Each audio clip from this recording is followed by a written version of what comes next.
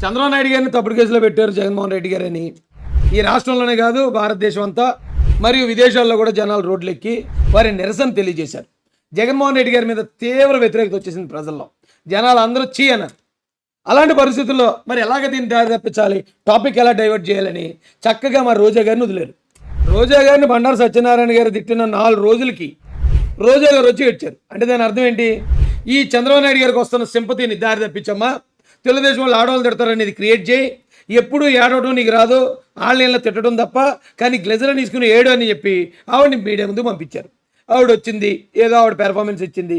మళ్ళీ అంతకుముందు కన్నా ఘోరంగా చీకొట్టారు జనం, తుత్తు అన్నారు మొఖాల మీద. ఆ దెబ్బకి ఏం చేయాలో తెలియలేదండి. రోజా గారికి అయితే మొత్తం మైండ్ బ్లాక్ అయిపోయినట్టుంది. ఇంత అవమానం వచ్చేసిందట బాబు జగన్ అని చెప్పాడని వెళ్ళాను నేను. అనవసరంగా అందరి దగ్గర యాదవన్ అయిపోయాను నేను అనుకుని ఏం మాట్లాడుతుందో ఆవిడకి తెలియట్లేదు. 2014 నుంచి 19 మధ్యలో కరోనా వచ్చింది అంటుంది. కరోనా ఎప్పుడు వచ్చింది? 20లో 21లో ఇలా కదా. ఈవిడి ఏకంగా 2014 నుంచి 19లోనే కరోనా వచ్చింది అంటుంది. అమ్మ కరోనా వచ్చిందా లేకపోతే నీకు ఏమన్నా రొంపొత్తే అదే కరోనా అనుకున్నావా? రెండోసారి ఈవిడ బుర్ర పాడైపోయింది అంటానికి ఇదే నిదర్శనం. ఏం మాట్లాడుతున్నారండి? చంద్రబాబు నాయుడు లాంటి లీడర్ గతంలో మనకు రాష్ట్రం విడిపోయినప్పుడు అనుభవం ఉందనుకొని ఇచ్చారు. ఏం చేశాడు? ఇంకా లక్షల కోట్లలో మనని అప్పుల్లో ముంచేసి స్కాములు చేసి బుర్రపాడైపోయింది ఈవిడ పూర్తిగా. జగనన్న దాదాపు 10 లక్షల కోట్లట, 10,71,000 కోట్లు అప్పట. చంద్రబాబు నాయుడు గారు ఉన్నప్పుడు కేవలం 1,00,000 కోట్లు ఎంతో 5 సంవత్సరాలకి కలిపి. వీళ్ళకి చంద్రబాబు నాయుడు గారిని విమర్శించడానికి ఏమీ లేక నోటికి ఏదొస్తే అది వాగేస్తున్నారండి. దోచుకొని హైదరాబాద్ లో దాచుకొని ప్యాలెస్ కట్టుకొని కోవిడ్ లో ప్రజల్ని కానీ 2014 నుంచి 19లో ఆయన దాచుకున్నాడట, హైదరాబాద్లో ప్యాలెస్ కట్టుకున్నాడట.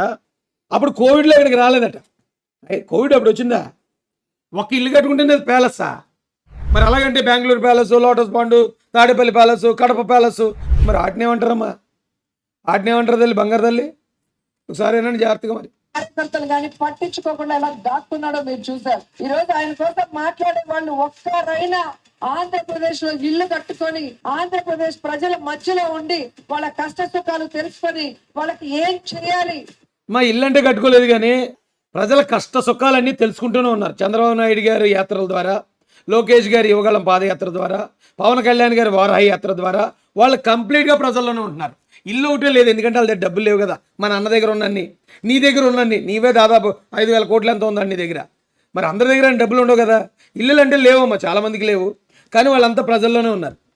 మీకు పొరపాడైపోయి 2014 నుంచి 19లో కోవిడ్ వచ్చింది అంటున్నారు. మరి ఏ కోవిడ్ వచ్చిందో, ఎవరికి వచ్చిందో, చంద్రబాబు నాయుడు గారిని విమర్శించడానికి ఏమీ లేక వీళ్ళు ఎలాంటి విమర్శలు చేస్తున్నారో ప్రజలు అర్థం చేసుకోవాల్సిందిగా హృదయపూర్వకంగా రిక్వెస్ట్ చేస్తున్నాను. అలాగే రోజా గారికి కూడా సలహా, వీలైతే ఒకసారి బ్రెయిన్ స్కానింగ్ చేయించండి అమ్మా. స్కానింగ్ చేయించి నరాలన్నీ, వైర్లు, ఆ కనెక్షన్లన్నీ బాగున్నాయి లేదా, లేకపోతే ఏదైనా షోల్డరింగ్ చేయించి అంటేసడం కానీ అలాంటిది ఏమైనా చేయించండి. లేకపోతే మీరు ఒక మంత్రి ఏది పడితే అది ఎలా మాట్లాడకండి. 2014-19 మధ్యలో కోవిడ్ రాలేదు. మీరు అలా మాట్లాడితే అయితే మీరు పిచ్చోళ్ళు అనుకుంటారు, లేదా మీలాంటి వాళ్ళని మంత్రులను చేసిన ఆంధ్ర ప్రజలను పిచ్చోళ్ళు అనుకుంటారు. చంద్రబాబు నాయుడు గారిని తప్పుడు కేసులో పెట్టారు జగన్మోహన్ రెడ్డి గారని. ఈ రాష్ట్రంలోనే కాదు భారతదేశం అంతా మరియు విదేశాల్లో కూడా జనాలు రోడ్లెక్కి వారి నిరసన తెలియజేశారు. జగన్మోహన్ రెడ్డి గారి మీద తీవ్ర వ్యతిరేకత వచ్చేసింది ప్రజల్లో.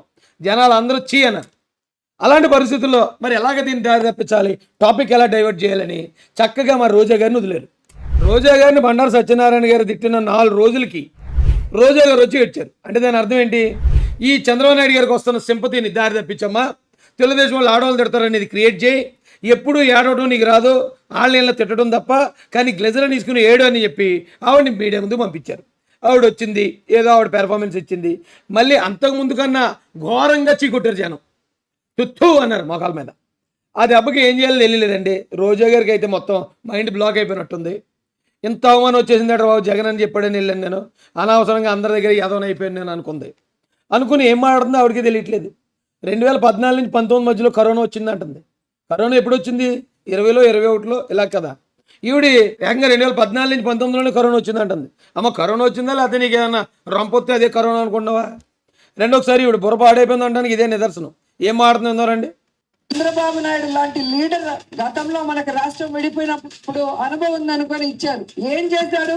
ఇంకా లక్షల కోట్లలో మనని అప్పుల్లో ముంచేసి స్కాములు చేసి బుర్రపాడైపోయింది ఈవిడ పూర్తిగా. జగనన్న దాదాపు 10 లక్షల కోట్లట, 10,71,000 కోట్లు అప్పట. చంద్రబాబు నాయుడు గారు ఉన్నప్పుడు కేవలం 1,00,000 కోట్లు ఎంతో 5 సంవత్సరాలకి కలిపి. వీళ్ళకి చంద్రబాబు నాయుడు గారిని విమర్శించడానికి ఏమీ లేక నోటికి ఏది వస్తే అది వాగేస్తున్నారండి. దోచుకొని హైదరాబాద్ లో దాచుకొని ప్యాలెస్ కట్టుకొని కోవిడ్ లో ప్రజల్ని కానీ 2014 నుంచి 19లో ఆయన దాచుకున్నాడట, హైదరాబాద్లో ప్యాలెస్ కట్టుకున్నాడట. అప్పుడు కోవిడ్లో ఇక్కడికి రాలేదట. కోవిడ్ అప్పుడు వచ్చిందా? ఒక్క ఇల్లు కట్టుకుంటేనే అది ప్యాలెస్సా? మరి అలాగంటే Bengaluru palace, lotus Pandu, Tadepalli palace, Kadapa palace, మరి ఆటనేమంటారమ్మా? ఆటనేమంటారు తల్లి, బంగారు తల్లి? ఒకసారి ఏనండి జాగ్రత్తగా. మరి కార్యకర్తలు కానీ పట్టించుకోకుండా ఎలా దాక్కున్నాడో మీరు చూసారు. ఈ రోజు ఆయన కోసం మాట్లాడే వాళ్ళు ఒక్కరైనా ఆంధ్రప్రదేశ్ లో ఇల్లు కట్టుకొని ఆంధ్రప్రదేశ్ ప్రజల మధ్యలో ఉండి వాళ్ళ కష్ట సుఖాలు తెలుసుకొని వాళ్ళకి ఏం చేయాలి. మా ఇల్లు అంటే కట్టుకోలేదు కానీ ప్రజల కష్ట సుఖాలన్నీ తెలుసుకుంటూనే ఉన్నారు. చంద్రబాబు నాయుడు గారి యాత్రల ద్వారా, లోకేష్ గారి యువగళం పాదయాత్ర ద్వారా, పవన్ కళ్యాణ్ గారి వారాహి యాత్ర ద్వారా వాళ్ళు కంప్లీట్గా ప్రజల్లోనే ఉంటున్నారు. ఇల్లు ఒకటే లేదు, ఎందుకంటే వాళ్ళ దగ్గర డబ్బులు లేవు కదా. మన అన్న దగ్గర ఉన్నన్ని, నీ దగ్గర ఉన్నన్ని, నీవే దాదాపు 5,000 కోట్లు ఎంత ఉందండి నీ దగ్గర. మరి అందరి దగ్గర డబ్బులు ఉండవు కదా. ఇల్లులు అంటే లేవమ్మా, చాలామందికి లేవు, కానీ వాళ్ళంతా ప్రజల్లోనే ఉన్నారు. మీకు పొరపాటైపోయి 2014 నుంచి 19లో కోవిడ్ వచ్చింది అంటున్నారు.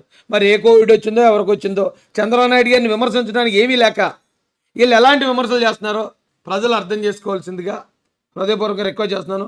అలాగే రోజా గారికి కూడా సలహా, వీలైతే ఒకసారి బ్రెయిన్ స్కానింగ్ చేయించండి అమ్మా.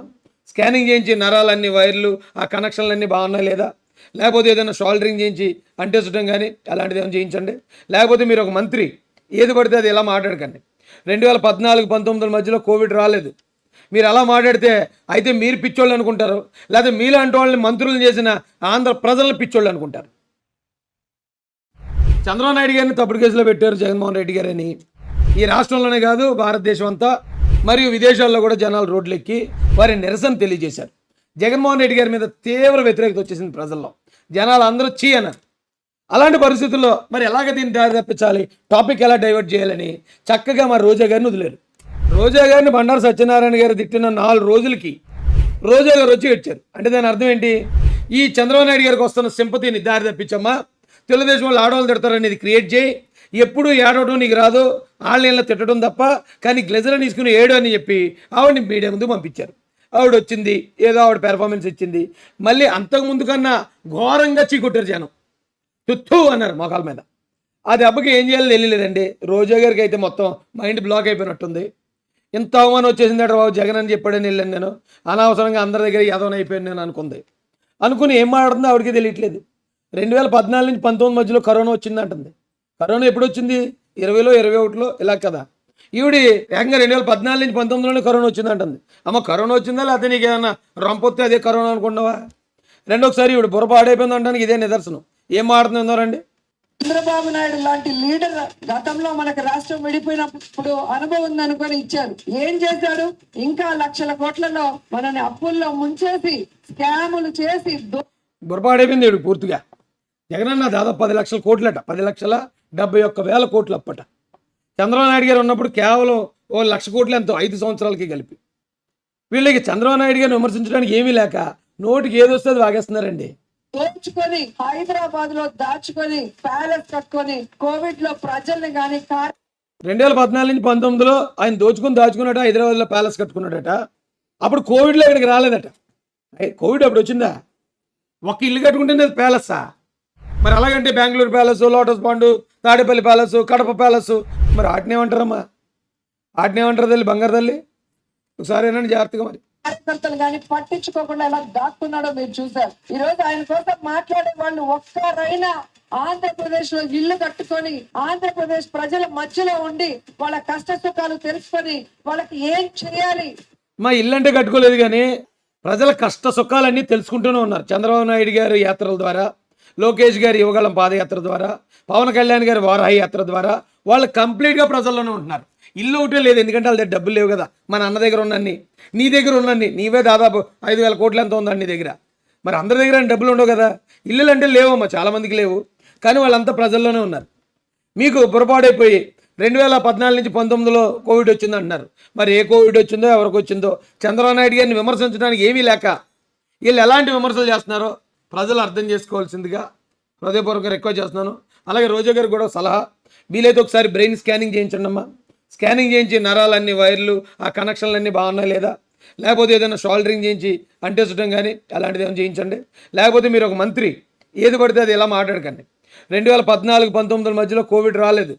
మీరు అలా మాట్లాడితే అయితే మీరు పిచ్చోళ్ళు అనుకుంటారు, లేకపోతే మీలాంటి వాళ్ళని మంత్రులను చేసిన ఆంధ్ర ప్రజలను పిచ్చోళ్ళు అనుకుంటారు.